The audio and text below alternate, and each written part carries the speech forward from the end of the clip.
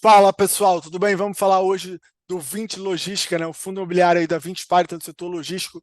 O VILG11 é o ticker na bolsa, se você ainda não conhece. E claro, se você também ainda não é inscrito, já deixa a sua inscrição no canal para ficar ligado aí sobre os fundos imobiliários, FIAGos, fundos de infra, dentre outras coisas, tá certo?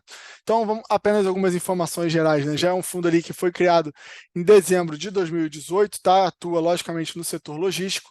O fundo está com mais de 163 mil cotistas, né, um dos maiores fundos aí da indústria, tem um patrimônio líquido robusto também, a gente vai ver mais para baixo, está com a taxa de administração é escalonada, né, de 0,75 a 0,95, dependendo do valor de mercado do fundo, a gente vai ver também mais embaixo quanto está esse valor de mercado, e taxa de administração de 20% sobre o QCD ao IPCA mais 6, tá? E já te chama atenção também aqui a primeira grande informação, que o valor de mercado da cota e o valor patrimonial está com uma diferença que ainda persiste, né? Que chama a nossa atenção, 101,47 contra 111,44, né? O que dá ali, em termos absolutos, R$ 9,97, em termos relativo, 8,94% aproximadamente de desconto, tá, pessoal? Então, levando aqui,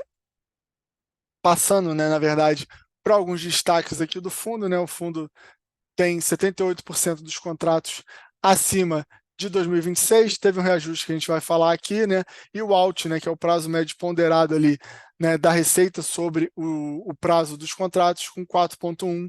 Teoricamente, isso daria uma certa segurança, uma certa robustez ao fundo. Entrando aqui na parte idiosincrática aqui do fundo, são dois ativos, né, que estão informações importantes.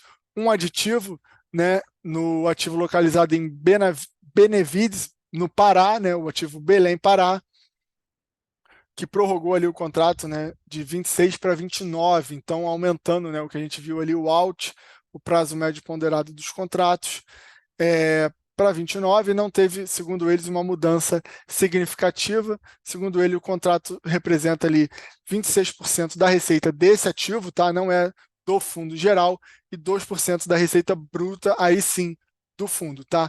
A outra notícia não é uma notícia tão positiva, né? Uma desocupação relevante ali, mais de 12 mil metros quadrados, de um total de 31, né? Um pouco mais ali de 1%.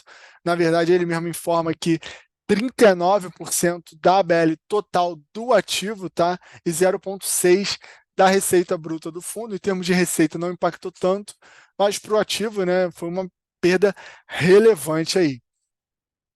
Em termos, né, de resultado, né, o fundo gerou ali 9.326, o equivalente a 0,62 centavos por cota, está com uma reserva de 0,9, que a gente vai ver aqui, né? O resultado do fundo foi 0,62 e o fundo distribuiu 0,68, tá? Então, a gente vê que ele distribuiu mais do que ele gerou, portanto, ele utilizou, né, consequentemente, uma parte da reserva acumulada, que ainda está em 0,09, que ele ainda pode fazer uso ali nos próximos meses, a depender da sua dinâmica. Tá? Em termos de distribuição de rendimento, teve uma queda, né? O fundo vinha pagando desde maio 70 centavos por cota. Em outubro teve esse queda do rendimento, pagou 68, tá? Ele vai dar um guidance para a gente ali, que vai pagar entre 65 e 72. Esse guidance está até dezembro de 2023. Lembrando que isso aqui é uma estimativa, nada garantido, tá certo?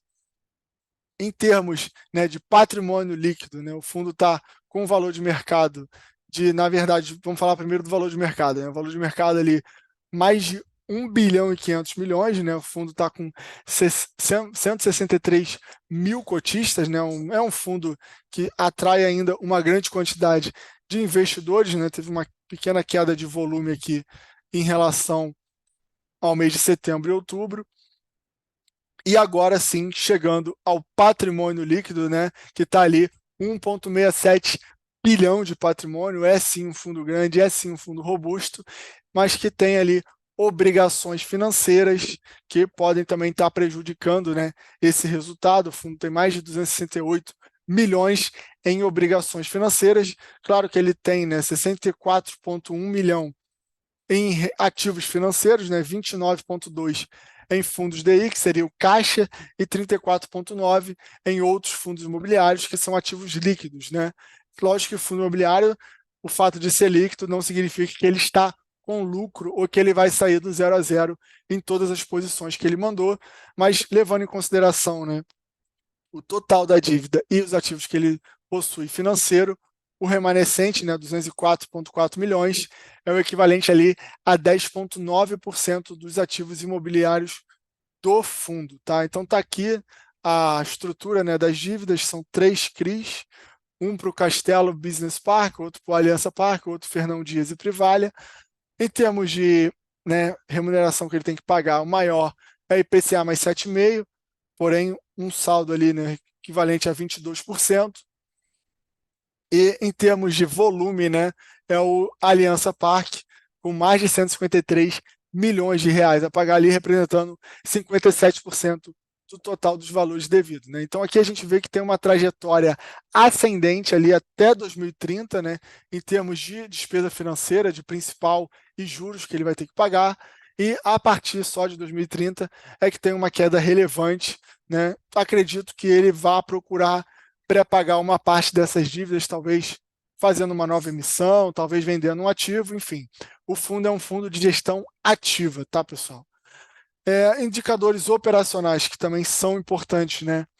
Aí é que começa a ficar um pouco mais complicado, né? O fundo ele está negociando, tem uma receita média de aluguel menor que a do mercado. O mercado de logístico tem conseguido aumentar aos poucos aí, depois de longo período ali meio estagnado, ele tem conseguido aumentar e repassar preço, apesar da crise aí no varejo estar ameaçando um pouco isso.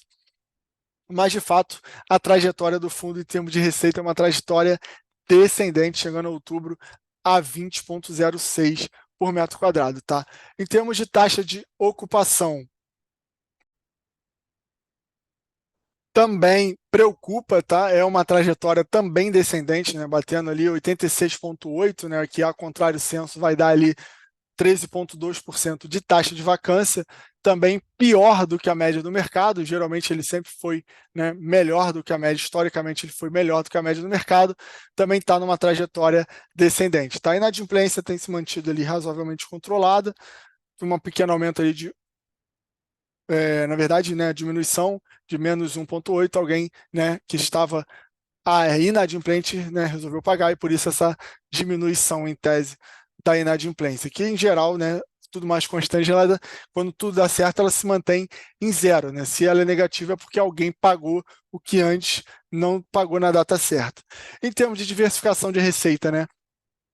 A Tok Stock responde aí por 15%, talvez também esse seja uma preocupação, né? A gente viu algumas notícias um pouco preocupantes em relação à Tok Stock, mas até agora está tudo caminhando, a gente espera que continue assim. O fundo também está desenvolvendo um ativo, né, que ele coloca aqui como prêmio de locação, equivalente a 10%, e as demais operações aqui também com inquilinos, né, robustos aqui de renome, Ambev, Boticário, enfim. Em termos de tipo de contrato, apenas 18% são contratos atípicos, tá? Em termos de segmento de atuação, 31 e-commerce, 28 logística, 11% alimentos, 6 saúde, 6 comédico e outros também diversificado. Então, a presença geográfica diversificada também, presença em Minas, São Paulo, Espírito Santo, enfim, é uma presença diversificada, de uma boa diversificação, né? Eu acho bem relevante, né? Então está aqui a diversificação e os seus respectivos ativos, né? O Vilga ele realmente foi para outras praças, né? Tem ativos ali em Pernambuco, no Pará, que eu acho muito interessante, né? Esse desenvolvimento da indústria logística para o norte, presença no Rio Grande do Sul também, com 2 ativos. E aqui, já chegando mais para o final, a gente vê mês de renovação, índice de reajuste, né, 21% ainda atrelado ao GPM. O GPM está deflacionário, né, então a gente provavelmente não vai ver nenhum reajuste em pelo menos 20% da sua carteira. E o IPCA, né, tem vindo bem controlado, vem vindo baixo. Tomara que o fundo consiga, né, repassar para a parte, né, dos reajustes do IPCA, mas também não vai ser nada tão significativo. A gente não, talvez o aumento de rendimentos, se vier a ocorrer, ele vai ser mais pelo fechamento da vacância do que pelos reajustes contratuais, tá certo? Então aqui, rapidamente para fechar aqui, vamos passar pelos ativos do fundo, né? Um fundo um deles fica em Extrema, né, rodovia Fernão Dias, né, o outro Caxias Parque em Magé, outro na Fernão Dias, né, em Extrema também, que está sendo desenvolvido, CD Cachoeirinha, no Rio Grande do Sul, CD Centro de Distribuição Privada, também em Extrema, Minas Gerais, Parque Logístico Osasco, em São Paulo, o Aeroportal Ayrton Senna, né, na rodovia Ayrton Senna, em Guarulhos, São Paulo, CD Cariacica, Espírito Santo, Eldorado, no Eldorado do Sul, Rio Grande do Sul, BTS Kremer, né, também